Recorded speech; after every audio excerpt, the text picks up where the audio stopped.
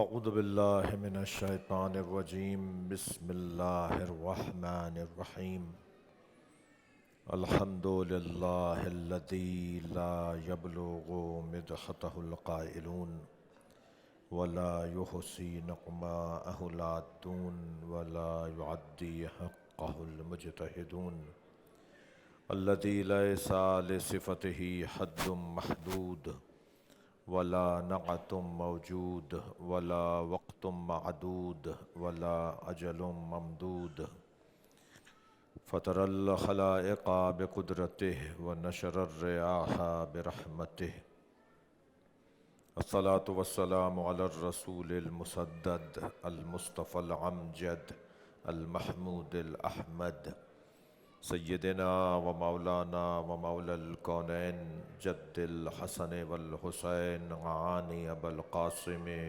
محمد اللہم صل علی محمد وآل محمد وآلہ الطیبین الطاہرین المعصومین الذین قال اللہ انما یرید اللہ لیذہب عنکم الرجس اہل البیت وَيُطَهِّرَكُمْ تَطْهِيرًا اللہم صل علی محمد وعلی محمد وَلَعْنَةُ اللَّهِ عَلَىٰ أَعْدَائِهِمْ أَجْمَعِينَ مِنْ يَوْمِ عَدَاوَتِهِمْ إِلَىٰ قِيَامِ يَوْمِ الدِّينِ أَمَّا بَعْدُ قال الحكيم في قرآن الكريم بسم الله الرحمن الرحيم وَإِذِ ابْتَلَىٰ إِبْرَاهِيمَ رَبُّهُ بِكَلِمَاتٍ فَأَتَمَّهُنَّ قَالَ إِنِّي جَاعِلُكَ لِلنَّاسِ إِمَامًا قَالَ وَمِن ذُرِّيَّتِي قَالَ لَا يَنَالُ عَهْدِ الظَّالِمِينَ صلوات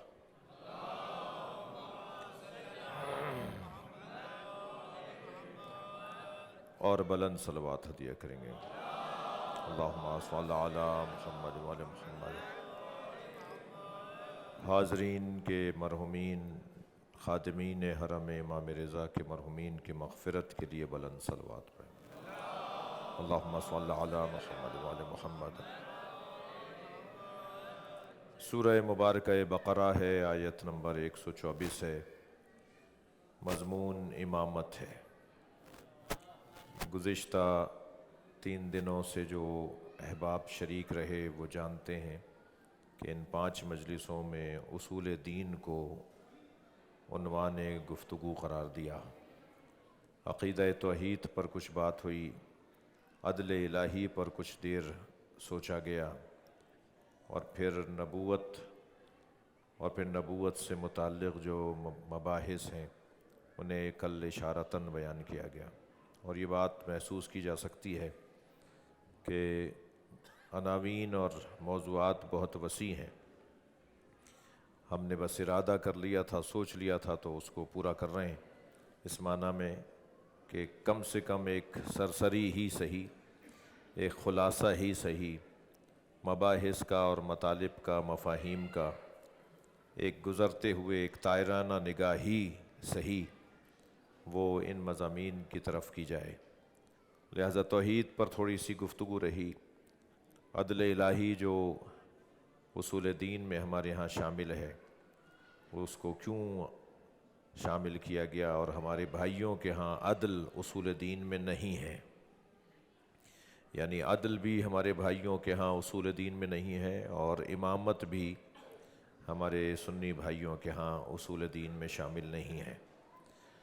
مگر ہم نے عدل الہی کو بھی عنوان اصول دین قرار دیا ہے، اور امامت تو ویسے ہی ہماری شناخت ہے۔ ایک صلوات پڑھ لیں محمد و آل محمد۔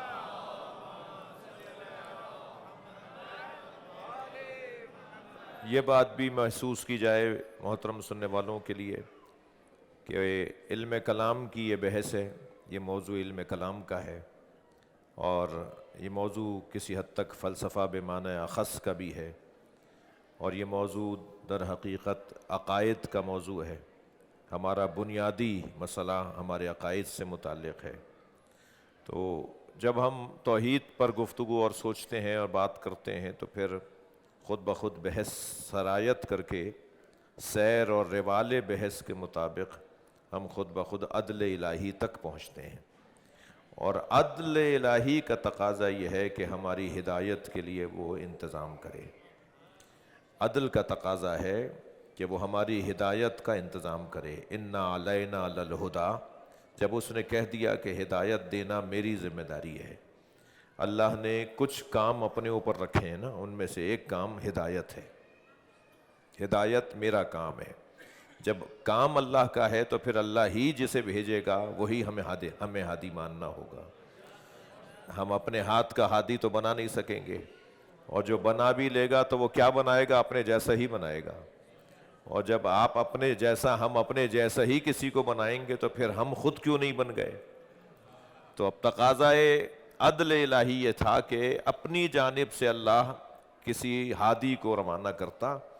لہٰذا بحث شروع ہو جائے گی پھر نبوت کی، اور یہاں نبوت بمعنی عام اور نبوت بمعنی خاص، نبوت عامہ اور نبوت خاصہ. ایک نبوت کی بحث ہے کہ جو حضرت آدم سے لے کر حضرت عیسیٰ کی نبوت کو ثابت کرے گی. توجہ میرے ساتھ ہے آپ کی. اور سارے نبیوں کی نبوت پر غور کرنا ایک طرف، اس سے زیادہ سنگین بات ہے ہمارے نبی پہ غور کرنا. لہٰذا نبوت عمومی طور پر دیکھیں گے، نبوت عامہ، تو پھر 1,23,999 پیغمبروں کی بات ہوگی. اور جب صرف ہمارے نبی کی بات کی جائے تو اسے نبوت خاصہ کہا جائے گا، اور وہ صرف ہمارے نبی کی بات ہوگی. اور یہ بات کل اشارتاً میں نے عرض کیا کہ سارے نبیوں کے کمالات کو اگر ایک جگہ کر لیا جائے تو علی بنتا ہے، نبی نہیں بنتا.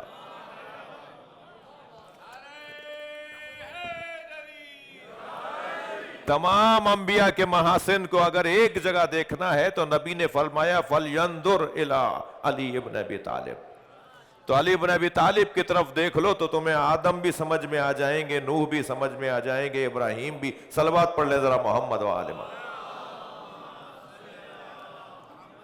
اب ذرا نبی کی عظمت اور منزلت کی سنگینی کو محسوس کیجئے گا کہ جب تمام نبیوں کے محاسن اور کمالات کو ایک جگہ کریں تو شکل جو بنتی ہے وہ علی کی بنتی ہے.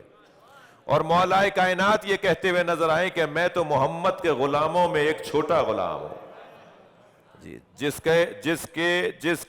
کا چھوٹا غلام ایسا ہے اس کا کوئی بڑا غلام تو دکھاؤ.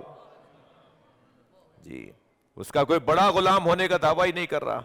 یعنی وہ علی جو یہ کہتے ہوئے نظر آئے، نبوت سے متعلق ہی بات، وہ علی جو یہ کہتے ہوئے نظر آئے کہ میرا علم ہذا لعاب النبی، میرا علم لعاب مصطفیٰ ہے. جو علی اگر سن لیں یہ بات، کوئی یہ کہہ دے کہ کیا آپ کا علم نبی کے برابر ہے، یا کبھی کوئی یہ کہہ دے کہ آپ نبی جیسے ہیں، تو قرآن نے جسے نبی جیسا کہا ہو، مصطفیٰ نے جسے اپنے جیسا کہا ہو، وہ خود ادب اتنا رکھتا ہے کہ خود کو نبی جیسا نہیں کہتا. ادب اتنا رکھتے ہیں نبی مکرم کے بارے میں کہ کبھی خود نہیں کہہ رہے کہ میں نبی جیسا ہوں، جسے اللہ کہہ رہا ہو کہ میرے نبی جیسا ہے. جو بستر رسول پہ سوئے، توجہ، سوئے تو نفس رسول، اٹھے تو نفس اللہ بن جائے. وہ علی بن ابی طالب اس درجے کی فضیلت رکھنے والے بھی اگر غلامی مصطفیٰ کو اس معیار پر پہنچا دیتے ہیں کہ فرماتے ہیں کہ میں چھوٹا غلام ہوں. جس کا چھوٹا غلام ایسا ہو تو اس کا کوئی بڑا غلام تو دکھاؤ. یعنی غلامی کی منزلت کو اور اونچا کر دیا سرکار دو جہاں نے، سرکار کے غلاموں کے مقام کو اور بلند کر دیا. تو پھر وہ نبی جو یہ کہتے ہوئے نظر آئے ما اوذی نبی قط کما اوذیت، کسی نبی کو اتنی اذیتوں کا سامنا نہیں کرنا پڑا جتنے اکیلے مجھ مصطفیٰ نے اذیتوں کا سامنا کیا ہے.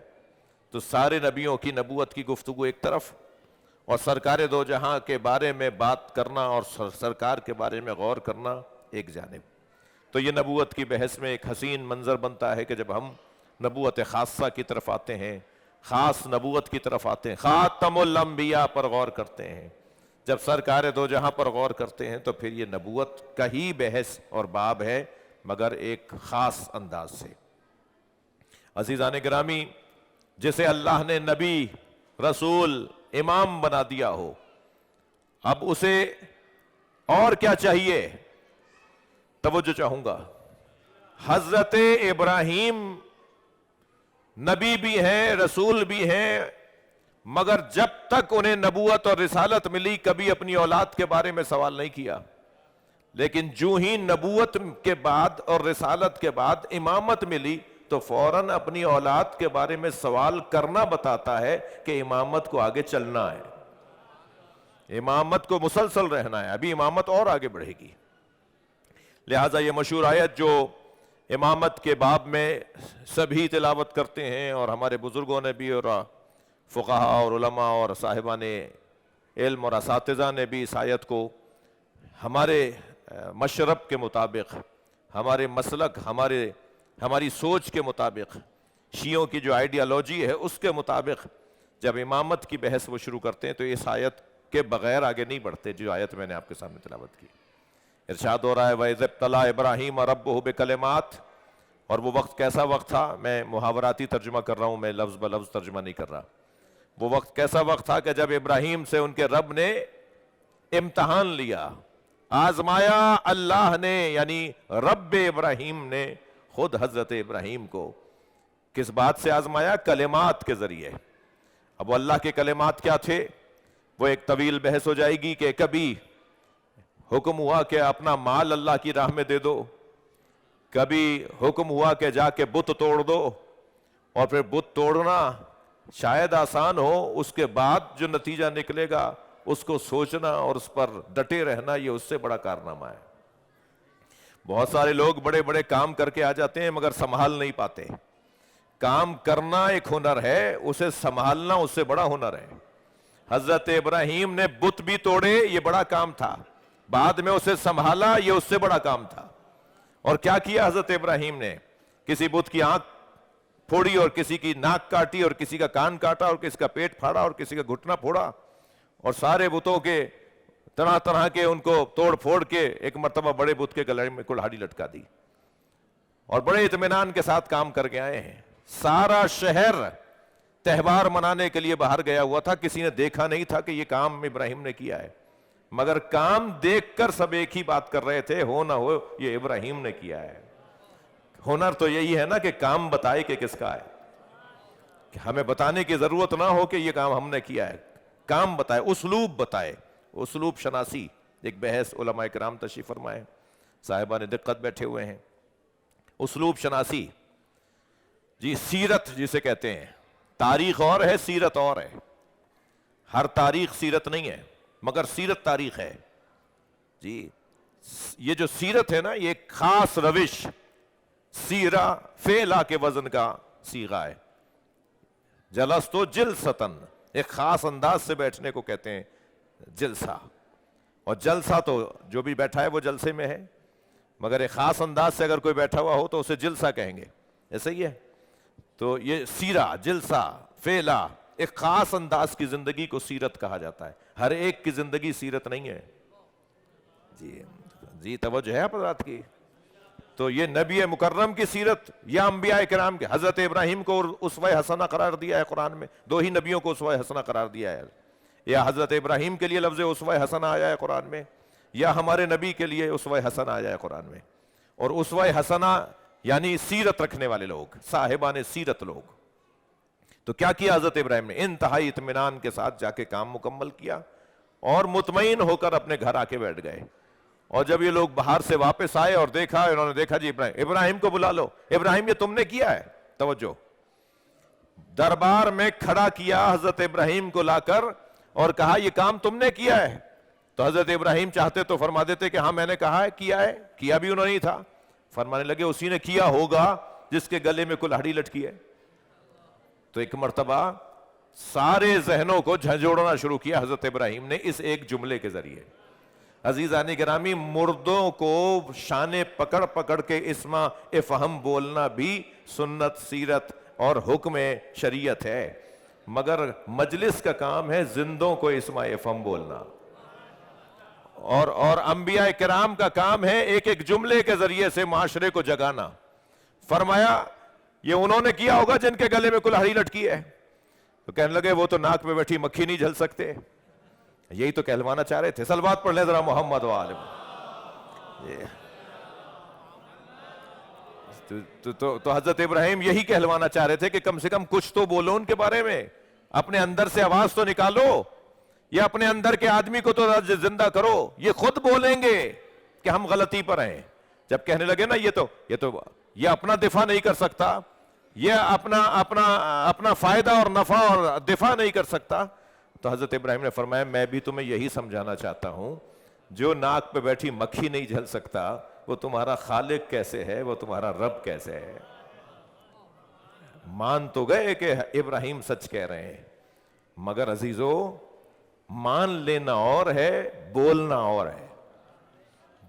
کتنے ہی لوگ ہیں جو مانتے تو ہیں بولتے نہیں ہیں.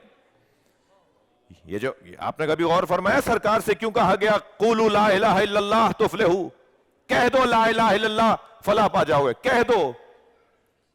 یہ کہہ دو. آج بہت سے لوگ کہتے ہیں کہ جی بڑی بڑی باتیں اور لمبی لمبی تقریریں اور بڑے بڑے نعرے. بھائی بعض میدانوں میں، بعض ادوار میں، بعض ماحول میں بولنا ہی سب سے بڑا کردار ہے. یہ بولنا بعض اوقات بہت بڑی بڑی عبادتوں سے بڑی عبادت ہے. بول نہیں پاتے لوگ، جرت نہیں ہے بولنے کی. بڑے بڑے ترم خان، بڑے بڑے تیس مار خان بولنے سے ڈرتے ہیں، بولیں گے تو یہ ہو جائے گا. اور شاید آج کا دور خاص طور پہ ہمارے وطن کے اندر بہت ساری باتیں بولنے ہی سے تو سمجھ میں آ رہی ہیں کہ بولنے کا فائدہ اور بولنے کا نقصان کیا ہے. بولنے کا فائدہ تشیع کو ہے، بولنے کا نقصان ذاتیات کو ہے. میری ذات کو نقصان پہنچتا ہے بولنے سے بہت ساری چیزوں میں، مگر یقین رکھیں کہ وہی بات بولنے سے مکتب کو فائدہ پہنچتا ہے. اب جب ہم تولنے لگتے ہیں نا، صلوات پڑھ لیں ذرا نبی اور آل نبی پر. جب ہم تولنے لگتے ہیں تو ذاتی نقصان تو ہمیں نظر آ رہا ہوتا ہے، مگر یقین جانیے کہ بعض اوقات بولنے سے قوم کا فائدہ ہوتا ہے. یہ بول دو، بس بول دو تو فلاح پا جاؤ گے. یہ ایک زاویہ ہے جو میں عرض کر رہا ہوں، ورنہ وہ زاویہ کہ ہاں صاحب عمل ہونا چاہیے، کردار ہونا چاہیے، بولنے باتیں نہیں کرنی چاہیے، وہ اپنی جگہ موجود ہے، میں اس کے مخالف نہیں ہوں، اس زاویے کا میں مخالف نہیں ہوں. مگر میں اس زاویے سے بھی بات کرنا چاہ رہا ہوں کہ بعض اوقات بولنا ہی بہت بڑا کردار ہے. جی کتنے لوگ ہیں کہ جو باتیں تو مانتے ہیں، بول نہیں پاتے. مولانا اسحاق صاحب فیصل آباد والے ہمارے عالم دین، یعنی اہل حدیث کے عالم دین، وہ اپنی مجلس میں اپنے خطاب میں فرما رہے تھے کہ سنی شیعہ کا جھگڑا یہودی کا پھیلایا ہوا ہے. سنی شیعہ کے اندر اختلاف ہے، جھگڑا نہیں ہے. جی جھگڑا اور ہوتا ہے، اختلاف اور ہوتا ہے. بھائی بھائی میں بھی اختلاف ہوتا ہے، سنی سنی میں بھی اختلاف ہے، شیعہ شیعہ میں بھی اختلاف ہے. اختلاف بری بات نہیں ہے، لڑنا بری بات. یہ جو سنی شیعہ کا، اب وہ فرما رہے تھے کہ یہ سنی شیعہ کا جو جھگڑا ہے یہ یہودی کا پھیلایا ہوا ہے. تو ایک پرچہ آ گیا ان کے پاس اور ایک لمبی فہرست تھی اس کے اندر کہ آپ تو شیعوں کے لیے بڑی دفاعی گفتگو کر رہے ہیں. شیعوں کا تو کلمہ علیحدہ ہے، شیعوں کی نماز علیحدہ ہے، شیعوں کا روزہ 8 منٹ بعد کھلتا ہے، شیعوں کا یہ مسئلہ، شیعوں کا وہ مسئلہ. تو ایک ایک کر کے وہ جواب دے رہے تھے. سنی بھی آپ کی بات ہے، میرے لہجے میں سن لیجئے. تو ایک لکھا ہوا تھا کہ شیعوں کا کلمہ علیحدہ ہے. تو انہوں نے کہا جی شیعہ کیا پڑھتے ہیں؟ کیا علی ولی اللہ لا الہ الا اللہ سے پہلے پڑھتے ہیں؟ بھائی سارے مسلمان لا الہ الا اللہ بولتے ہیں، شیعہ بھی بولتے ہیں. سارے مسلمان محمد الرسول اللہ کہتے ہیں، شیعہ بھی بولتے ہیں. شیعہ ان 2 کلموں کے بعد ایک اور کلمہ بھی کہتے ہیں، علی ولی اللہ. تو مجھے بتاؤ، وہ اپنے مجمع سے کہہ رہے ہیں، سنی مجمع سے، مجھے بتاؤ علی اللہ کے ولی نہیں ہے؟ سارے مجمع سے انہوں نے کہلوایا. انہوں نے کہا ہاں علی اللہ کے ولی ہے نا، علی اللہ کے ولی. تم پتہ نہیں کس کس کو ولی مانتے ہو، علی ہے یا نہیں؟ صلوات پڑھے ذرا محمد و آل. تو جب سارے مجمع نے کہہ لیا کہ ہاں علی اللہ کے ولی ہیں، تو بس ایک حسین جملہ ان کا جو اس وقت میرے مضمون میں ہے، وہ فرمانے لگے بس یہی فرق ہے، تم مانتے ہو بولتے نہیں ہو. وہ مانتے بھی ہیں بولتے بھی ہیں.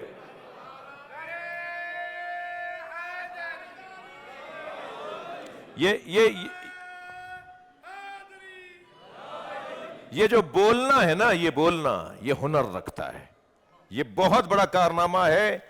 بعض میدانوں میں حق سچ صحیح بات بولنا یہ اپنی جان سے ہاتھ دھونے کے مترادف ہے، اپنی آبرو سے ہاتھ دھونے کے مترادف ہے، اپنی نوکری اپنے کاروبار سے ہاتھ دھونے کے مترادف ہے. میں گستاخی نہ ہو، میرے قبیلے کے بعض لوگ کہتے ہیں کہ صاحب یہ بس نعرے لگاتے ہیں، بس یہ سب ظاہری طور پہ مجلس کرتے ہیں، عزاداری کرتے ہیں، ظاہری طور پر خوب جی شور شرابہ مچاتے ہیں، یہ کون سی کردار ہونا چاہیے؟ بھائی جان یہ خود بھی ایک کردار ہے. میں نے کہہ دیا کہ وہ ایک علیحدہ باب ہے کہ کیا ہی بہتر ہے، نور علی نور ہے کہ یا علی مدد کہنے والا بھی سجدہ برابر کرتا ہو، جی ماتم کرنے والا نمازی بھی ہو، کیا ہی بہتر ہو جائے، کتنا حسین منظر نظر آئے. لیکن بعض میدانوں میں، بعض ماحولوں میں، بعض علاقوں میں یہ بہت بڑا کارنامہ ہے جو انجام دیا جا رہا ہے. 70 وہ شیعہ علی کے، اب میں اس میں نہیں جانا چاہتا کہ بعض ایسی احادیث بھی ہیں کہ جن کے کردار اچھے نہیں ہیں مگر ان کے لیے بھی بشارت ہے کہ وہ جنت میں جائیں گے. تو بھائی وہ اسی زمانے کے شاید کردار کے کمزور لوگ رہے ہوں گے کہ جہاں صرف یا علی مدد کہنا ہی سب سے بڑا کردار تھا. شاید وہ لوگ وہی ہوں گے کہ جنہیں کردار کی کمزوری کے باوجود بھی بشارتیں دی گئی ہیں کہ تمہیں جنت ملے گی. حدیثوں کا تو انکار کر نہیں سکتا مولوی صاحب،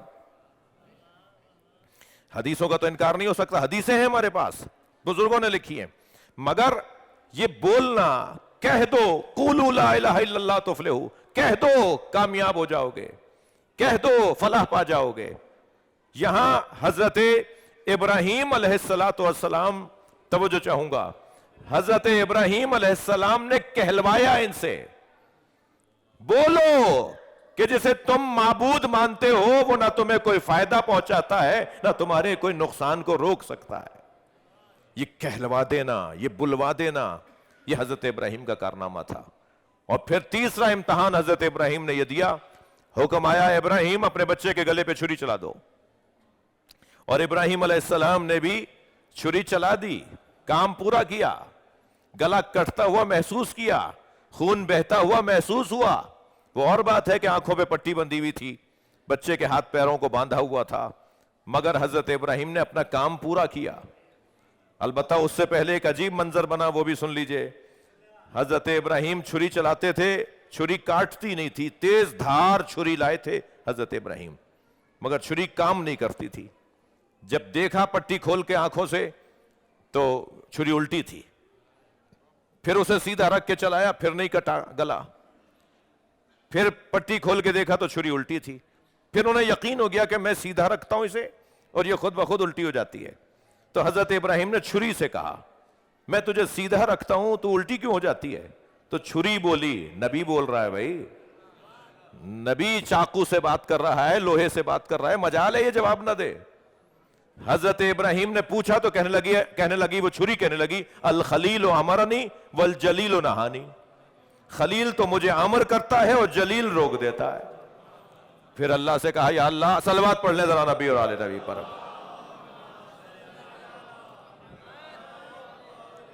کہا یا اللہ کیا میری قربانی قبول نہیں ہے؟ پھر فرمایا ابراہیم چھری چلاؤ، تمہاری قربانی قبول ہے. اور پھر حضرت ابراہیم نے گلا کاٹا بچے کا، انہوں نے اپنا کام پورا کیا. مگر عجیب بات ہے، جو ذبح ہونے کو تیار ہو جائے چاہے ذبح نہ ہو تو ساری امت اسے ذبیح اللہ بولتی ہے. لیکن جو نبی کے بستر پہ بچپن سے لیٹتا رہا ہو کہ میں ذبح ہو جاؤں اور نبی بچ جائے، وہ اگر کوفے کی مسجد میں شہید نہ بھی ہوتا تب بھی علی شہید ہے. اس لیے کہ ایک دفعہ تھوڑی ذبح ہونے کو تیار ہوئے ہیں. اور پھر جب حضرت ابراہیم نے اس سنگین ترین امتحان سے اپنے آپ کو گزار لیا، تب اللہ نے فرمایا کہ انی جاعلک للناس اماما، اے ابراہیم ہم تمہیں لوگوں کے لیے امام بنا رہے ہیں، ہم تمہیں لوگوں کے لیے امام بنا رہے ہیں. اور حضرت ابراہیم نے اس امامت کے فلسفے کو اور اس امامت کے عقیدے کو مسلسل رہے گا اسے پیش کرنے کے لیے فرمایا، قال ومن ذریتی، یا اللہ میری اولاد میں. تو اللہ نے کیا جواب دیا؟ لا ینال عہد الظالمین، میرا یہ عہدہ ظالموں تک نہیں پہنچے گا. تو اس کا مطلب یہ ہوا کہ امام جو بھی بنے گا وہ مظلوم بنے گا، توجہ ہے، وہ یا مظلوم بنے گا یا مستضعف بنے گا. جس کو زمین پر کمزور کرنے کی کوششیں کی جائیں گی اللہ اسے امام بنا دے گا، اور جسے مظلوم رکھا جائے گا، وہ تو امام بن سکتا ہے، ظالم امام نہیں بن سکتا۔ لہٰذا پاکستان سے، ہندوستان سے تشریف فرما زائرین سے گزارش کروں گا، میں بہرحال مبتلا ہوں بہت سارے قومی مسائل کے اندر، اور مشکلات اور پریشانیاں قریب سے ہم دیکھ رہے ہوتے ہیں۔ اگر اپنی قوم اور اپنی ملت کو مضبوط رکھنا ہے اور اس کا مستقبل اور کامیاب بنانا ہے تو یہ ذہن میں رہے کہ ہم ظالم کبھی نہیں بنیں گے، مظلوم بننے کو تیار ہو جائیں گے۔ یعنی اگر ظالم اور مظلوم ہونے میں ہمیں اختیار ہو کہ یہاں ظالم بن جاؤ یا یہاں مظلوم بن جاؤ، تو مظلوم بن جائیے گا، ظالم نہ بنیے گا، اس لیے کہ اللہ نے مظلوموں سے وعدہ کیا ہوا ہے کہ مستقبل انہی کا ہے۔ ظالم کا آج ہے، مظلوم کا کل ہے، اور آج تو تمام ہونے والا ہے، کل بڑا لمبا ہوتا ہے، کل مسلسل رہتا ہے، کل مسلسل چلتا رہتا ہے۔ لہٰذا ہم ان ائمہ اہل بیت، پھر امامت کا یہ مطلب، اور پھر جب امامت کا منصب نبی مکرم کے بعد آگے بڑھے گا تو پھر وہ امامت خاصہ کہہ لیجئے یا امامت مخصوص کہہ لیجئے یا ایک امامت منصوص کہہ لیجئے، وہ ائمہ اہل بیت کی امامت کا مفہوم شروع ہوگا۔ وقت تنگ ہو گیا، مطلب بہت واضح ہے، بات بہت روشن ہے کہ امامت تسلسل ہے، تتمہ ہے، مکمل نبوت ہے، متم نبوت ہے، تفسیر اور تشریح نبوت ہے۔ امامت کا کام نبی کے پیغامات کی حفاظت ہے، شریعت محمدی کا تحفظ ہے۔ جیسا نبی دین دے کر گئے ہیں ایسا ہی محفوظ رکھنے والے کو امام کہا جاتا ہے۔ صلوات پڑھ لیں محمد و آل محمد۔ اس سے بلند صلوات پڑھ لیں نبی کی ذات پہ، اللہم صلی علی محمد۔ اور پھر پہلے امام مولا علی، دوسرے امام امام حسن، اور پھر یہ امامت کا سلسلہ۔ 12 امام ہی کیوں بھائی، 1200 کیوں نہیں؟ کیوں 12؟ ایک تو ہر نبی کے 12 جانشین رہے ہیں، یہ اللہ کی پرانی سنت ہے۔ جب بھی اللہ نے نبیوں کے تھک تو نہیں رہے میری باتوں سے؟ جب بھی اللہ نے نبیوں کی جو جانشینی کا نظام بنایا، قرار دیا، خلافت کا نظام قرار دیا، تو ما سلف انبیاء کرام کے ہاں جہاں جہاں یہ رہا وہاں بھی 12 امام رہے۔ تو 12 ہو یا 1200 ہو، تو اللہ کا ارادہ یہ ہے کہ 12 پر امامت کو تمام کرے گا۔ یہ نظریہ میرے محترم سننے والوں کہ نبی کے 12 جانشین ہیں، یہ صرف شیعوں کا نظریہ نہیں ہے، یہ اہل سنت کا بھی نظریہ یہی ہے کہ نبی کے 12 جانشین ہیں۔ اب 12 جانشینوں میں سوائے شیعوں کے سب بند گلی میں کھڑے ہیں۔ ناراض تو نہیں ہو رہے آپ؟ شیعوں کے علاوہ جتنے بھی ہمارے بھائی ہیں وہ سب بند گلیوں میں کھڑے ہیں۔ کسی کے 52 ہو چکے ہیں، کسی کے 58 ہو چکے ہیں، کسی کے 48 ہو چکے ہیں۔ ادھر نبی فرما رہے ہیں کہ میرے تو 12 ہی جانشین ہیں۔ نبی فرما گئے سنی شیعہ کی حدیث کہ میرے 12 جانشین ہیں، تو یہ 58 اور 52 اور 56 اور 48 کو کیا کرو گے؟ تو انہوں نے کیا کیا؟ انہوں نے کہا جی پہلے 4، پھر ان کے بعد 3 کو چھوڑ کر 1، پھر 6 کو چھوڑ کر 2۔ اس طرح سے 12 کی تعداد بہت پہلے پوری ہو گئی اور قیامت نہیں آئی۔ ہاں اب مجبوری بن گئی خلفائے راشدین۔ ارے بھائی کبھی آج تک سنا ہے انبیاء راشدین؟ جب یہ اللہ کی طرف سے بنائے ہوئے لوگ ہیں تو یہ تو سب کے سب نیک ہوں گے نا۔ یہ کیا ہوا کہ 4 نیک اور پھر 3، اب میں کیا لفظ بولوں گا مجھے جی، 4 تو نیک اور 4 کے علاوہ 3 ایسے ہی، 5 ایسے ہی، 6 ایسے ہی، 8 ایسے، پھر 2 ٹھیک ہو گئے تھے، تو 12 تو پہلے پورے ہو گئے۔ 52 میں سے 12 نکالے وہ بھی پورے ہو گئے اور قیامت نہیں آئی سوائے شیعوں کے۔ ناراض تو نہیں ہو رہے آپ؟ میں علمی گفتگو کر رہا ہوں، کوئی اس میں کسی کی دل آزاری مطلب نہیں ہے۔ سوائے شیعوں کے کوئی اثنا عشریوں کے علاوہ کوئی بھی نہیں ہے کہ جس کے ہم 12ویں پر دنیا رکی بھی نہ ہو۔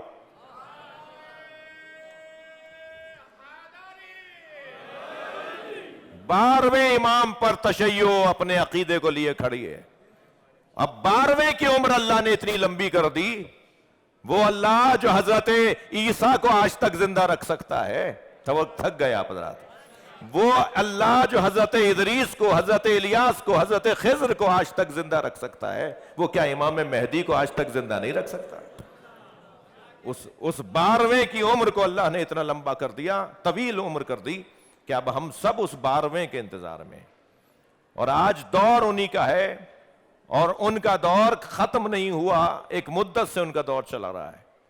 اور جب ظہور فرمائیں گے تو 40 سال کے ہوں گے.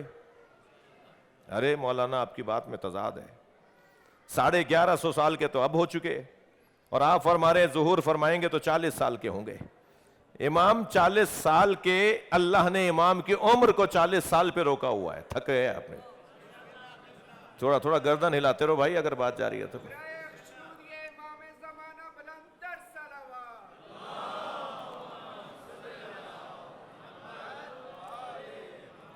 جی جی، حضرت کی عمر 40 سال پہ رکی ہوئی ہے، اس لیے کہ اللہ چاہے تو عمر کو اسی جگہ پہ روک دے جہاں وہ چاہتا ہے. جب آپ ظاہر ہوں گے، جب آپ کا ظہور ہوگا، تو اس وقت امام کی عمر 40 سال کی ہوگی، اور 40 سال والی عمر میں امام کا ظہور ہو رہا ہوگا. ہمارے آغا خانی برادران جو ہیں، سنی بھی ہمارے بھائی ہیں اور اسماعیلی بھی ہمارے بھائی ہیں، اور یاد رکھیے کہ بہری بھی ہمارے بھائی ہیں. جب ہم مسیحیوں سے ہاتھ ملا رہے ہیں تو پھر 6 امامیوں سے ہاتھ کیوں نہیں ملا سکتے؟ 4 باتیں تو مجھ میں بھی کمزوریوں کی ہیں، 6 باتیں تو ان میں بھی کمزوریوں کی ہیں. تو ہم صرف کمزوریوں کی بنیادوں پہ لڑتے رہیں گے یا خوبیوں کی بنیادوں پہ ملتے رہیں گے؟ تو بہت بہت نقصان ہے ہمارا اس وقت معاشرے کے اندر. کچھ باتیں ذرا برداشت کی بھی کرنے کی ضرورت ہے. صلوات پڑھ لیں ذرا محمد و آل محمد. ابھی میں پاپا اعظم سے یورپ میں مل کر آیا، جو پادریوں کے عالمی سربراہ ہیں. تو یورپ کے کوئی 28 ممالک کا ایک مسئلہ تھا کہ جی وہاں قبرستان نہیں ہے مسلمانوں کی دفنانے کو، اور وہ کام ان کے ہاتھ میں تھا. تو آپ کو سن کے شاید عجیب لگے کہ جب پاپا اعظم سے ملاقات میں روم میں، ویٹیکن میں جب ملاقات، تو انہوں نے بتایا کہ ہزاروں کی تعداد میں ہم مسلمان یتیم بچوں کو پال رہے ہیں، جو ہم مصر سے لے کر آئے ہیں، جو ہم شام سے لے کر آئے ہیں، اور جو ہم افغانستان سے لے کر آئے ہیں. اور بڑی تعداد میں ہم مسلمان بچوں کو پڑھا بھی رہے ہیں، پال بھی رہے ہیں، اور ہزاروں کی تعداد میں. اور پھر جب زمین کی ہم نے بات کی ان سے، تو انہوں نے پوچھا شیعوں کو چاہیے یا سنیوں کو؟ تو میں نے کہا نہیں، ہمیں سنی شیعہ دونوں کو چاہیے. اور الحمدللہ پھر انہوں نے اپنا حکم نامہ جاری کیا، اور وہ ایک بڑا مسئلہ تھا جو اب بہتری کی طرف ہے. ایک ذرا صلوات پڑھ لیں محمد و آل محمد. تو ہمارے آغا خانی برادران کہتے ہیں، بس آخری بات کروں گا، ہمارے آغا خانی برادران کہتے ہیں کہ ہم امام حاضر کو مانتے ہیں، ان کا تو امام ہی حاضر نہیں ہے. نہیں بھائی، ہم امام حاضر کو مانتے ہیں. حاضر ہونا اور ہے، ظاہر ہونا اور ہے. ہمارا امام حاضر ہے، ظاہر نہیں ہے. یہ اتنا بڑا مجمع حاضر ہے یا نہیں؟ خدا کے واسطے گردن ہلا دو. اتنا بڑا مجمع حاضر ہے یا نہیں؟ یہ حاضر ہے، مگر مجھ پہ سب ظاہر نہیں ہے. اور شاید برابر میں بیٹھنے والے پر برابر میں بیٹھنے والا ظاہر نہ ہو. یہ برابر سے برابر والے پر حاضر ہے، ظاہر نہیں ہے. نبی 40 سال تک مکے میں حاضر تھے، ظاہر نہیں تھے. ہمارے امام بھی حاضر ہیں، مجلسوں میں ہوتے ہیں، ہمارے جنازوں میں ہوتے ہیں، ہمیں زیارت کرواتے ہیں. ہمارا امام حاضر ہے. جب پہچاننے لگیں گے وہی ظہور کا دن ہوگا. وہ ہمارے درمیان موجود ہیں. لہذا مومنین ظہور کے موقع پہ کہیں گے ہم نے تو انہیں بارہا دیکھا تھا، میری ان کی ملاقاتیں کوئی 10 دفعہ کی تھیں، میں مگر پہچانتا نہیں تھا کہ یہی میرے امام ہیں. بس جس دن پہچانیں گے وہی ظہور کا دن ہوگا.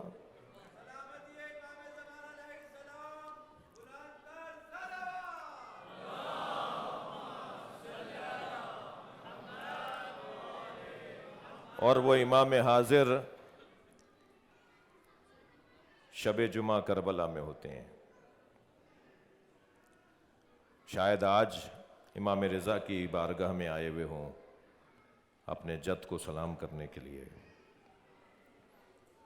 اور سب سے زیادہ جس وارث کو امام حسین کا پرسہ دینا ہے وہ آج ہمارے 12ویں امام مہدی ہیں۔